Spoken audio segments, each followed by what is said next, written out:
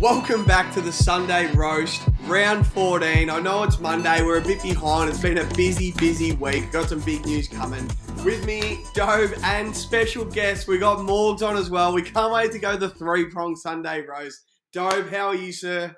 I'm good, Jeff. As you can see, I'm very up and about. I vowed that I was not going to go to another game this year until last weekend on Thursday night. I got asked, I got told, look me in the eye, you'll be there on Sunday. I'll go into a little bit later. Shook the hand. I said, I will be there. I got a promise. I'll touch on it. And it was unbelievable, Jeff. The Blues are back. We are absolutely flying. Morgs, how are you feeling? Good, mate. Not my first three-prong for the weekend, so I'm up and about.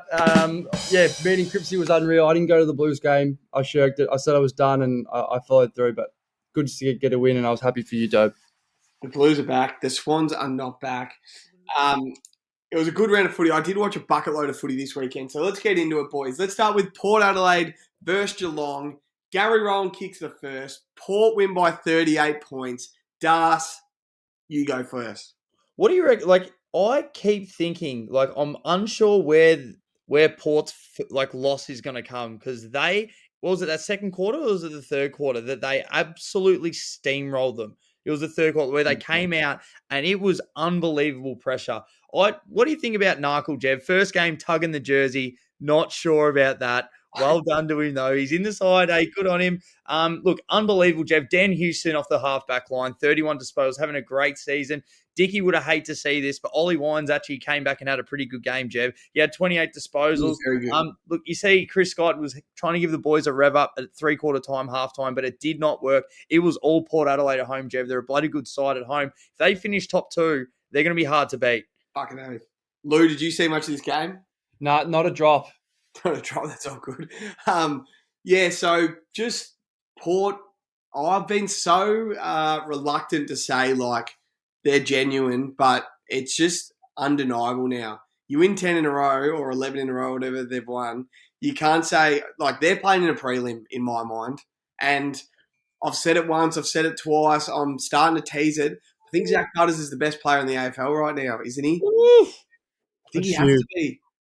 I had a bit of a tweet about it the other day, but when he came up against Bontempelli, he's come up against him twice this year. He's got 10 coaches' votes both times and 2 wins. He came up against Clayton Oliver and Petrarca, 10 coaches' votes and a win, and then he played Jeremy Cameron. He outplayed Jeremy Cameron. He only got 5 coaches' votes, but another win. Every big dog he's played, every big dog of the competition he's played, he's beaten. So, yeah, I can't see how he's not the best player in the comp right now. Jeff, I will agree with you if he torches the Blues in a few weeks. Then we're shit at the midfield. But no, mate, he has been a very, ever since that first Port Adelaide game in the pissing wet, and then he had the next one, and he was just having, against Melbourne, that game where he had, 3 goals, 42 disposals, 78% efficiency in the pissing wet. He made it look clean as a whistle, Jeff. You're probably right. He's definitely been the most improved player if he's not the best player, but unbelievable game, Jeff, by the Port. He got 4 perfect 10 coaches' votes in 5 weeks, I'm pretty sure. It's going to be really cool on Brownlow night. I think it's around 5 it starts. He's going to have probably none to 1 to 2 votes max. And then he's going to go 3, 3, 3, 3, and then he has another 10 coaches' votes in there. So he's going to go 15 votes in about 7 weeks, and everyone's just going to be like, oh, that's good form. It's going to be interesting. Where to from here from the Cats, Lou? What's going on? Are they done? Or they've got a big string of games at home coming up. Can they still make it? No Dangerfield. I can't remember. I was on Sunday Roast with both of you in collective weeks, and we sort of said that they did the exact same thing last year. What they win, they won 11 or 12 straight to finish the year, but it's hard to see them doing that again this year. They look old. Now no Dangerfield. Who they got this week? They've got Melbourne on Thursday night with Clayton Oliver coming back. No Dangerfield. They cannot play on Melbourne's midfield. They're going to get another loss this Thursday. I reckon it's season over if they lose this week. Kenny was right. The Cats are cooked. Yeah, he was the only one that had the balls to say it before the season. Hard to see him come back from here, Jeb. But if they do, tell you what, if they hit their straps coming into the 8, or they happen to make it, come finals, you would not want to play them. Imagine the Crows, or who's going to finish 5th? The Bombers. The Bombers finish 5th. Have their Lions. have their best year yet. The Bombers finish 5th, and the Cats finish 8th. And Hawk gets a lick of his lips of Zerk Thatcher again and kicks 8 1/4 and ends their season. You would be dirty as a Bomber supporter. I actually reckon it's so much better because if you think who would finish 8th, like imagine the Blues on the next 5 and sort of snuck into 8th. It's just they're not going to do any damage. But if you have like an Adelaide makes top 4 and it's the Cats that are sitting at 8th, it makes for such a better final series. Yeah, it does. And like Jeremy Cameron is not in the same form as he was at the start of the year. No, like Tom Stewart is not that same guy when they're not winning games. Like if they're not winning, he's not like that absolute gun. It's when they're winning, it's on his terms, his gun. But I don't know. I think there's a few problems there. Well, before we go to the next game, Jeff, I'll give you from 5 down to Geelong, and you tell me what team would be comfortable playing Geelong come finals. St Kilda? Say, nah. Essendon? Shit themselves. Bulldogs? Already beat them without Dangerfield. Crows? Would hate it. And Richmond? Richmond would be the only team comfortable enough to play Geelong, and Geelong would still probably win. Those 4 teams above them would not want to go anywhere near them. So it's going to be interesting, Jev, come finals. Cats do have a lot of home games. We know they're pretty good down there, even with the injuries. So I'm interested to see how they're going to come back into the year. What about GWS looking to sneak in there? We'll get into that in a minute. Anyway, Jeremy Finlayson, the footballer's footballer, kicked 4. Todd Marshall, 3. Gary Owen, 3 with 3 kicks, basically like he does every other week. Dan Houston, 31 touches, best on ground through the coaches' votes. Probably got himself into the All-Australian conversation. And as we said, Ollie Ryans was great with 28 touches. Do you have any odds for what Finlay's played to kick 4, Lou, or not on you? No, I've got disposals, but I have... All good.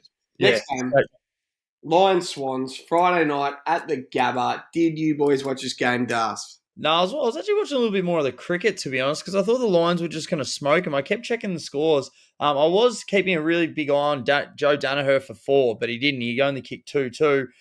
What's going on? Obviously, you've got the pyramid coming up, Jev, but is Charlie Cameron a chance to just slide? Like, who knows? I know there's a lot of people sort of asking about. I know Taranto's not there. I know he might, like his form probably warrants over Charlie Cameron. Yeah. Pretty interesting, obviously, only the 1.7 disposals, but was it a bit hairy there for a while? I didn't watch it. So I only watched the highlights and I saw like towards the back end. I know Wicks is getting 2 weeks. Yeah, Wick, he deserves 6. That was what was he doing? So we were about a goal down at quarter time or something. Sorry, we were about a goal. We were 2 goals up at quarter time. Sorry, we were playing fucking well. They kicked the first of the game as well. We were playing fucking well. Then to start the second quarter, we had 12 inside 50s in a row. We were absolutely dominating, and we kicked 4 points out of it. And Brisbane went on to win the quarter in the last 8 minutes of it. They kicked a few goals, and it was just game over from there. We played so well. We were beating them in the midfield. Harry Cunningham was playing really well on Charlie Cameron. He's played Charlie Cameron 10 times. Charlie Cameron's only kicked 10 goals against the Swans, including 1 bag of 3. So in 9 games, he's kicked 7 goals. That is unheard of for someone to do that to Charlie Cameron. We played well on Lachie Neale. We were doing all right. Just, I don't know. It's just that the same old Swans this year. We're not that same team we were last year anymore, and we just laid down and died a little bit, in my opinion. God, that must be annoying. Especially you see Errol Gordon. Is he winning your best and fairest by the length of Flemington? Yeah, or am I wrong? Him and probably Chad Warner, and that'd be it. Probably Gordon's having a better year than him. And I remember I didn't watch the game. I did watch the highlights, but that little toe poke and then Braden Campbell's just flush. From 50 meters. How good was that? Yeah. He's actually starting to come on because he started really slow, didn't he, Braden Campbell? Yeah, we just started him as a back pocket, but they say he's got the best foot at the club, so it looks like we play him on the wing a bit more, and if he gets the ball centre or forward, they just back him to fucking kick it from anywhere. He's getting way more shots on goal, doesn't he? Yeah, it is exciting. Lou, did you see any of this game? I didn't, but having a look at the markets, Big Angus Sheldrick kicked 2. He was paying, what did he pay? $14 for 2. I've never heard of Angus Sheldrick, Jeff. He kicked 2 in 2 minutes, didn't he?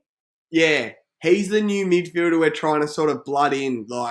He's your Errol Gooden before you heard of Errol Gooden, and you Chadwell. He's been on the list for a couple of years. I sort of know who he is, but he's been dropped up. He's been the sub, and he finally got a full game, and he played pretty well. And Errol Goulden as well. He paid $7 for 2. That's pretty handy for an informed player like him. Yes, and we debuted our mid-season draft pick from Claremont, Jack Buller. They reckon this kid's a stud. He kicked 5 in the VFL last week, and he had 2 touches and got subbed off and was horrible, the boy. He was terrible. He had a crack. I was watching him, and they weren't kicking it to him. I felt for him. He just wasn't made to succeed on debut, the boy. There's different levels to it, isn't there, Jevy? Yeah, definitely different levels. Lockie Neal, 29. Dunkley, 28. I had Ashcroft for 25 my Jevy Fridays. It's usually death tax on the game, but he only had 23. Jeez, he was good. He's all class. I absolutely love watching him. But Lions will be very happy with that win. But I don't think they're locked into a prelim spot. I think 3 teams are. Port, Melbourne, and Collingwood are playing in a prelim. And I reckon there's one spot, and I don't think it belongs to the Lions right now. You still think that they're going to come in strong the back end of the year, but they've got to keep winning those home games, and they've got to pinch a couple away from home, don't they, Jev? Yeah. At the moment, they've got St Kilda at Marvel next week, which will be a huge one if they can get that. They obviously beat the Blues when they were at Marvel, and then after that, they've got the Tigers at the Gabba. So 2 big games. Hopefully, if they can win them, then they'll be a little bit more confident coming in the back end of the year. Then they got West Coast, and then after that, then they got Melbourne. So a few big games. All right, next game. GWS Freo. The Giants absolutely handled Freo by 70 points. Hand them that's the biggest loss under, what's his name, Justin Longmuir's tenure. Our man, Toby the Goat Green, kicks for the first. Toby, you watched this whole game? I did. Toby Green kicked the first, Jev. 7-1, Jev. That is shelling peas. He is, I don't care if he's nowhere near the Brownlow, Jev. Is he the MVP of the AFL? If you look at every team, I know we said Jeremy Cameron at the start of the year when he was red hot, and you look at a few other players like Tim Taranto's doing really well. Is he the most valuable player to that side? I don't know. Would Port Adelaide still be semi-near without others? I don't know. I think other guys would step up. Without Toby Green, the Giants are nowhere near where they are. He literally wins games off his boot. And for someone to kick, 4 goals almost every single game, Jev, it is unbelievable. But this is almost a training drill, Jev. There were so many times where they would just go out and they would just run end-to-end, orange tsunami sort of stuff. Like you had guys almost, like so many guys having career best days. You had Riccardi. He actually came up and kicked 5, Jev. I'll go through some money quickly. Josh Kelly, Jev, he was easily best on. 3 goals, was paying 31-1. Toby Green for 4 goals. This is how good he is, Jeb. Only $2.45. Yeah. Riccardi kicked 5. That was $51. Finn Callahan had 25, Jeb. 25 plus, sorry. That was $3.25. And Cogs and Kelly for their 30 disposals was a very small $2.80. But it was a very, very impressive performance by the GWS Giants. We love them, Jeb, don't we? Oh, they're 1 game out of finals. We've been saying all year they're so much better than what their record was. And here they come all of a sudden. Here they fucking come. They could sneak into the 8 by probably 2 weeks' time. I hope they do. They just need to get a few more guys right and need to stop getting little suspensions. You got Whitfield. He'll miss the next 2 weeks because they've got to buy. Then he'll miss the next one, which is really annoying for him. But, mate, they looked unbelievable. You look at their list, and you look at their list compared to other lists. They've got midfielders, they've got defenders, and they've got forwards. Like, they've actually got a list ready to play finals, I reckon. Well, around the edges, they're probably a little young, a little inexperienced, but their core good players are fucking good players. Well, they've found themselves a ruckman in that Briggs bloke. Yeah, they love him. He's been dominate. They've got Sam Taylor back. So he steadied them up. Yeah. You had guys around the footy, like you had Kelly, Whitfield, Ward, Tom Green, Callahan. And Callahan. Like those 5 were at the stoppage the other day. I was messaging Lockie Ash and Lockie Whitfield off half back. That Jack Buckley held it down while Sam Taylor's playing. Jesse Hogan missed the game injured. They've got Aaron Cabin coming through. He's not playing that good of footy yet. They're ready to go. Like, it's underrated how ready they are to go.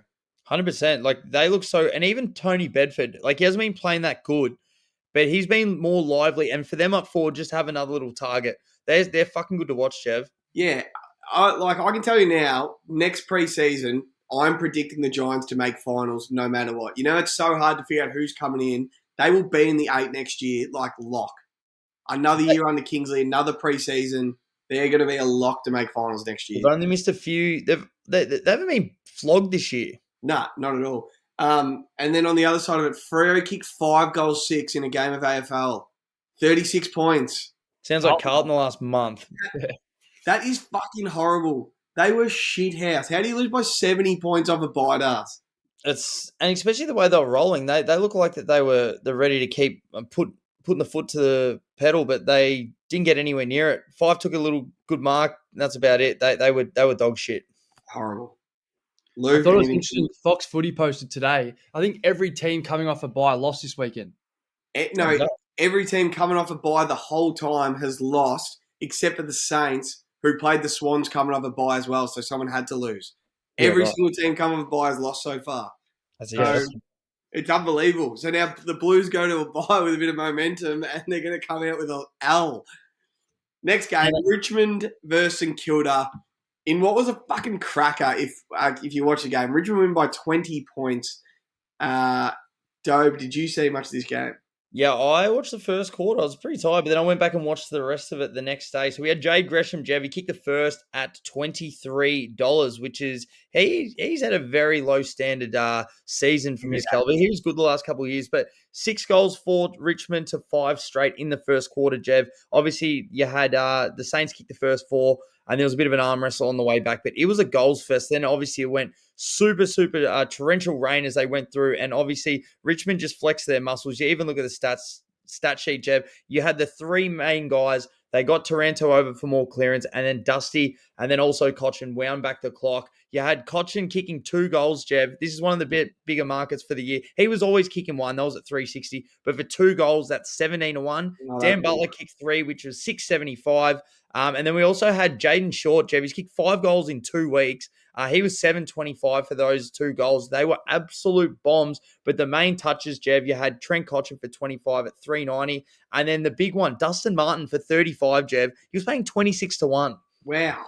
That is a lot. I was watching with a Nuffy, 2 of the biggest Nuffy Richmond supporters you can ever imagine. I was watching with. And a couple of things. So they go to me, Jaden Short is the best long kick in the league. And I'm like, oh, yeah. Of course you say that as a Richmond supporter.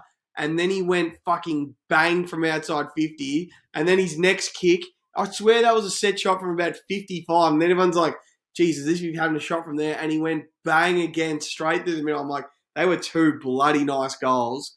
That one from Baker, I think the handoff was more impressive. He got that 2 steps, 2 people on the mark, and absolutely flushed it. He was a beautiful kicker for you. And then the umpiring in this game. Look, I'm not an umpire by him, but the Richmond supporters I were watching with were not happy with the way the umpires were just giving Saints the world. Did you notice that, Lou or Das? Did you see the umpires? Oh, I did see a few of them, but at the end of the day, I was hoping. I thought those last couple of goals, I wasn't sure how it was going to turn out, but then it was really good to see Tim obviously pick up that last one and just ice it. Then obviously had Shea at the end, but in the wet, you see umpires just fucking I think once they get an agenda, they just keep going with it. So you just want to see him pull back the whistle a little bit. Lou? I just like looking at when we do these roasts, future 100K, like Tom Green. Do we bet on Tom Green at all in the 100K? For the Giants? He's a bit short. Yeah, but I mean, he's averaging 20. He's at 412 disposals for the year. Another one is Brad Hill. Yeah. Like, what's he pay for 15 every week? Yeah, don't know. I'd have to look it up, but he gets it every week, doesn't he? Yeah, does he? What? Yeah, 100%. And then... come to me when we start talking about the Ashes. We will in a minute. Did you watch every Murray? Every game, I just think, why did I miss this? It's because I was watching Scotty Boland.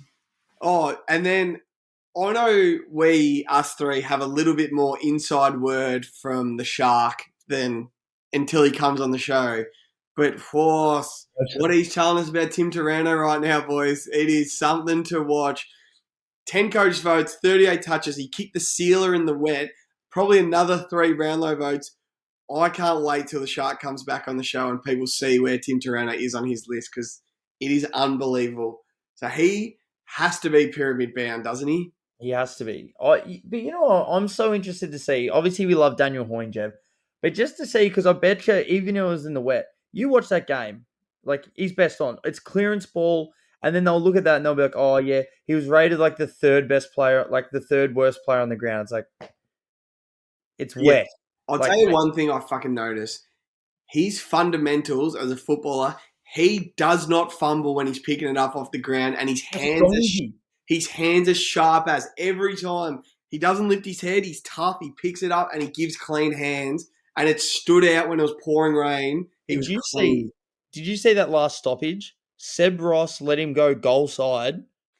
The ball went in.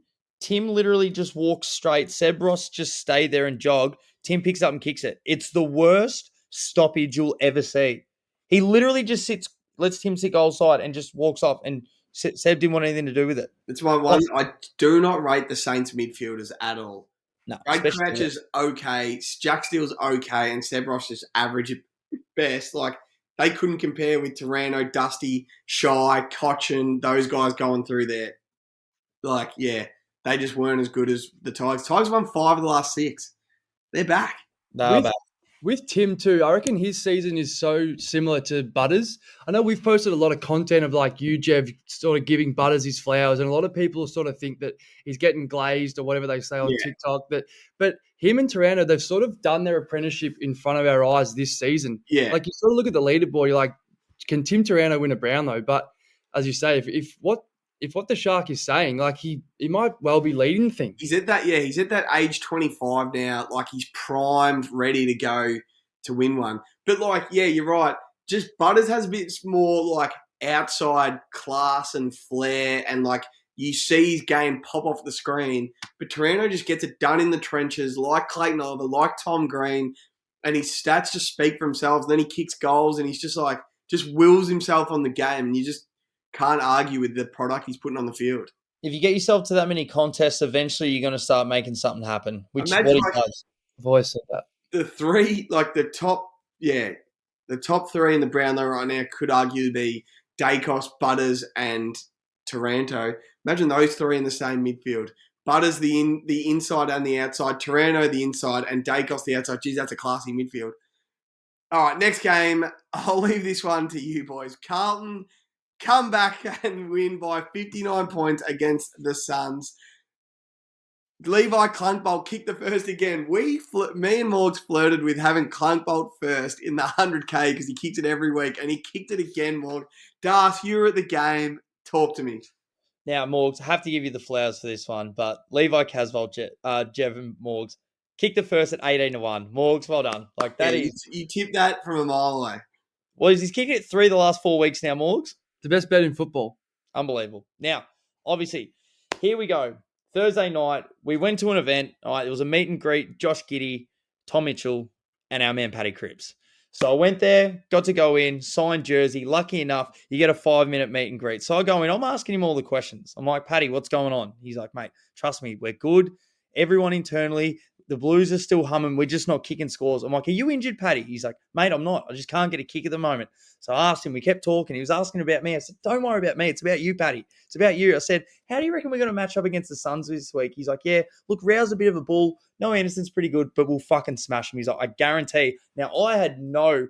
Like, I was not going to go that game at all. He looked me in the eye. He's like, you'll be there on Sunday. Looked him straight in the eye, shook his hand, said, absolutely. He said, I've never been more fired up. I'm going to have an absolute belter. So I'm like, well, mate, he promised me. So I was going to take him in the line over 25.5 and for a snag. I was going to take him for 30-3. I didn't. He had just under 30, but he had the 3 goals, Jeff, and he did not disappoint. In the trenches, we looked absolutely back. It looked like a training drill out there. The Suns did not want body contact. We were running. Chincotta was giving off some hands. You had Sarden Doherty going straight up the guts, mate. We looked unbelievable. We looked like the Blues of last year, Jeff, and I could not have been more excited. Sunday afternoon, 1:10, only 29,000. It's good to get in and out. I'm pumped up, Jeff. Yeah, they were fucking good. Lou, you would have watched the game as well? Yeah, me and Darc sort of debriefed this morning. I think they're a bit stiff because I think, obviously, we had to win that game. So I'm happy they won that game. But I don't think it showed us that much. I think the only thing it showed, and Darc and I said this, like, they cop all this flack, and Voss obviously gets all the brunt of it. But it just goes to show how little confidence they had. Yeah. The players, that is. I mean, some of the run that Darc was talking about, like, someone like Chin Cotter. I mean, 3 weeks ago, all you're worrying about is your man and making sure he doesn't have much of an impact. Whereas now they saw Gold Coast off a bye and they thought, we're half a chance here. Yeah. And you can see that that's where the game plan started to work. So I think, you're just happy as a Carlton supporter, happy for them, especially Crip, obviously, as you said, Darc, meeting him on Thursday. Just for him to go to the bye, he'll head down to Sorrento with a smile on his face. He actually couldn't have been a nicer bloke. He actually couldn't have been. He was so good. He was the best bloke I've ever seen. What a guy. It is the best story is after we went to the Essendon game, you came on here, Darc, fucking cracked it. You guys both said you're not going to another Blues game this year. You had enough. You were sick of the baggers. Cripps looks you dead in the eye and says, you'll be there Sunday. And you're just like, sure, we'll skip and just go with this one. And you were there. And he delivered. He was unbelievable. The only thing I was thinking today, so the win was great. Celebrate the win, this and that. Does it piss you off a little bit today that you watched them do that yesterday and you're like, where the fuck has that been all year? 100%. You said the first quarter was dog shit, 2-1. And then we're like, everyone in the crowd's like, the fuck? And we go out and kick like 8-9 goals. And everyone's just like, the fuck is this? Yeah. Everyone was just like, where the hell has this been? Couple of things. So like, it's more frustrated. Like everyone's just like, all right, like good win, but yeah, fuck's it, like where's this been? Where's the fuck is this been? And then couple of things. So you guys kicked 8 goals to 50 from centre bounces alone. Gold Coast none. That was the biggest in AFL history, or since they've tracked it. Like differential 50 plus 50 from centre clearances. Like Charlie Ballard probably got the better of Charlie Curnow. And he still won the game, which is a positive. Mackay was good. Jacob Wiedering gave Ben King a good old-fashioned bubble bath. Yeah. Absolutely bubble. We had Ben King for 3 in the 100K because of his form was just out of his world, and I just didn't rate Carlton's defense at all. And it looked like that little experiment of Wiedering being that interceptor, that Jake Lever, that Harris Andrews is done. He plays on the best player, and he just beats him, and he did it yesterday. The Nigerian Prince, he must have got a little bit of wallet money back in the wallet or something because he looked a lot more confident. But as you said, Jeff, one-on-one, I was even one of the boys that we went with after the game. He's like, I would have had Wiedering best on ground. I said, I probably would have had like Doc or Paddy to start off with. And then thinking back on it, we're like, fuck, he actually, like he did unbelievable. I think King had a good 5 minutes in the third quarter. He had 3 shots on goal in about 5 minutes. But apart from that, Wiedering had him on toast. Walsh was good. Jeez, he was hungry at the end. He missed 3 goals, didn't he? He was hungry. And then just seeing Paddy Cripps kick 3, that was the Brownlow medalist, what we watched on Sunday. That was the bloke that if you're a mid and he ducks forward, you do not want to be on him because he's just too big and strong. He was a clearance beast. He was getting others involved by hands at clearances. Matt Kennedy looked like Chris Judd up playing next to Pat Cripps. So it was, what a win. It probably annoys me more than I want to celebrate it because if they play like that and they kick all those goals, where's that been? I'm not buying it. I was just sort of sitting there like this. I think you sort of forget that I reckon footy players are just humans. Like, when you think back when you're getting tanked, all you're worrying about is your man. Yeah. Do you reckon Chin Cotter cares about the game plan? He just wants another game. And he just keep playing. They needed something like that to actually, then next week when you play an opposition that actually, might beat you've still got that same confidence to drive and go use the game plan. I know you watch it on TV with me, Lou. You might not have seen this, Darc, but Vossi was smiling and clapping and celebrating goals on the boundary line because he was having fun that they were having fun. So I reckon after that Essendon game, they had a bit of a laugh at training this week. And they said, we're just taking this game on. We're attacking. Let's kick some goals. Cripps knew they were going to play that way. He sold you the dream, Darc. I bought it. You bought it. Morgs bought it. And then they play like that. And you're like, it could be a totally different Carlton the rest of the year. And the buys probably come at the worst time for them, if anything. But hopefully I'd rather come into the bye with a win, though, than a loss. If you come in with a loss. If you guys lost that and you had the bye, you would have been salty. So what's next week? Where are we going? What Carlton game? Oh, we got the bye, but the next one is what have we got? I think we have After that, Hawks, Sunday Arvo. Well, that would be a good game. You got any odds for me, Dar? So Yeah, I do. So, because the touches were pretty short, so your Paddy Cripps, you couldn't bet on him for 3. You can only bet on him for 2, so that's 11.50. Adam Cherejev, he'd be winning our best and fairest by the length of Flemington. 2 goals was $14, and Levi Casbolt, the respect is there for 2 goals, $3.90, and a contender for goal of the year with a big tofu. Yeah, all touches were pretty short, Jev. So those were the best markets. What did DeConning pay for 2? He was actually sure. It was like 7s. Oh, yeah. So not much. Those were definitely the best markets of the lot. But, Jev, the last game, what a performance by Cody Waitman. Can't wait to get into it. Yeah, let's get into it. Dogs North. Dogs win by 21 points. Win actually was a bloody good game if you watched it. I can't remember who kicked first, but... It was Hugh Greenwood, Jev, and you couldn't bet on him. Yeah, that's right. Hugh Greenwood, your man. 2023, can we just bet on every player? Yeah, just give us 80-1 for Greenwood. I swear, when there's players that you can't bet on, it used to be 41-1, which makes sense. I'm almost positive as well. It's $4.10. Waitman kicks 6, takes about 4 hangers, causes absolute havoc. Marcus Bontempelli had one of the best second halves I've ever seen, Das. He was unbelievable. Did you see any of this game or not really? No, you did. I did. I went through and I could not believe how much the high flyer Cody Waitman was getting up and about. Jev, as you said, the 3 votes is going to be a really hard split in this one. So you've got Bon, obviously, he kicked 3 and had over 30. For 3 goals, Jev, he was at $12. And for 30 touches, he was at $3.20. Yeah. Obviously, he usually hovers around that mid-20 mark, doesn't he, for his touches? Jaden Stevenson, Jev, had 3 goals at $5.9. He's actually popped up a few times this year, but this is where the money is, Jev. Cody Waitman for 4 goals. $7.75. For 5 goals, Jev, $21. For 6 goals, $71. Wow. We didn't have a sprinkle. He didn't have a sprinkle. Fucking hell. It was kind of cool. He was playing a game. Took that first hanger that will nearly be one of the marks of the year. He was going back and absolutely dead-eye dick slotting him. But he was playing the game with a smile on his face. He was enjoying it. And he was just, everything he touched turned to a goal. He was flying at everything. He couldn't miss. He was just on fire. It was good to watch. Because remember when we bet on him in the 100K earlier in the year and he had 0 possessions in the third quarter? And it was just good to see him get up and about. So Marcus Bontempelli at halftime had 11 disposals. Then he had 10 disposals and a goal in the third quarter, and then 11 disposals and 2 goals in the fourth quarter. 21 disposals and 3 goals in the second half, and he was getting tagged. It was one of the best halves I've ever seen. It's going to be hard enough to give him the 3 Brownlow votes, but I reckon Waitman gets it just, but he was unbelievable. Oh, you know what I really want to touch on, Jev? We obviously know this story. So, Cody Waitman, he was what pick was he? I've got it. He was pick 15, right? So, in his school footy, for anyone that doesn't know, he went to Haileybury. So I've got here, Jev, from 2017. There's a lot more I'm not going to read out because you probably would know him because they've only played a couple of games. But since 2017, so these guys all played in the same team. Aiden Bonner, pick 11. Charlie Constable, pick 36. He's obviously played for a few clubs now. We've got Luke Davies-Uniacke, pick 4. He's still in 2017. Andrew Brayshaw, pick 2. These are all in the same school team. Liam Stocker the next year. So he was pick 19. You had Max King, pick 4. Ben King, pick 6.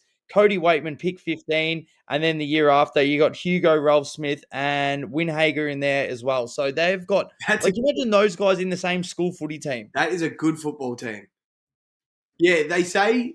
The King boys at either end. Gastro, they call them. I think Waitman wasn't necessarily on the draft radar because everyone came out to watch the King boys. Waitman was just a gun playing off him, and he got himself drafted by just crumbing off the bloody King boys, and now he's an absolute stud. Can you imagine that? You had Waitman in the middle, you've got Brayshaw and Davies-Uniacke. Yeah. Charlie Constable's a pretty good player, and then you got the King boys at either end. And the 3 forward pockets, Hugo, Ralph and Smith. That's good stuff.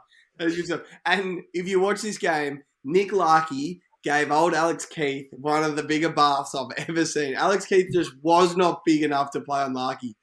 I'm 50-50 on Larkey. Sometimes I really rate him, things at gun, and then sometimes I go, oh, he's okay. He's just a forward in the game. I think that depends on how well their midfield's going. Yeah. If they're winning and he gets delivery, he's good, but sometimes he's just starved of opportunity, I reckon. North, they've lost 4 in a row under Ratton, and they've played well in all 4 of them. As you said, Morgs, in a message, North have spent the whole season 15 points behind, haven't they? It's fucked. Just on, is it Alex Keith? Yeah. He was the one that played cricket, right? Yeah. How much does he play footy like he'd be a jet at cricket? You know those blokes when you watch him and like he plays for Parky, but during the summer he's their fastest bowler. That's how he plays footy. Oh, he's just getting a bath. He just plays like a cricketer, I guess. Righto. That's all the games. Lou, can you give us a quick Ashes review, please? Mate, it's Usman Khawaja. He saved the series. Dead set. The Twisted Truth and I talked about, I tried to think of his production name. Literally a series-saving knock, that I reckon. So day 4 tonight got rained out, but I think they're 2 for 28 and they lead by about 70. So just so good to watch in England. I was obviously asleep last night. You guys probably were too. But I heard this morning on the radio, last night there was a rain delay. They came back out and played, and the Aussies bowled 22 balls, and then there was a rain delay, and they took their 2 wickets in those 22 balls.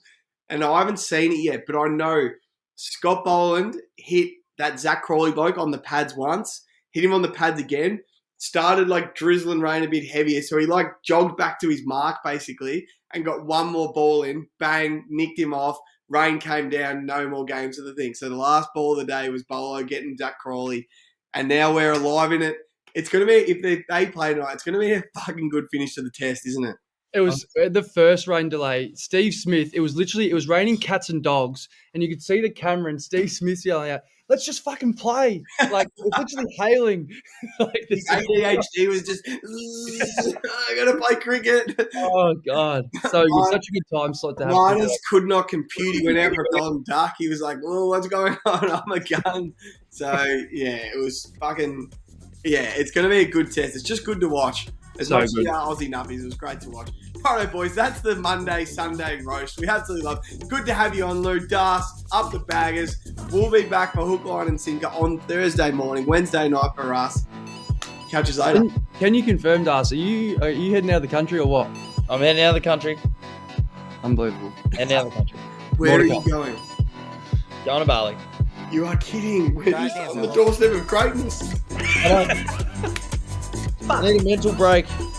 Fair enough. Yeah. Lost $1,000 in 11 weeks. Fuck.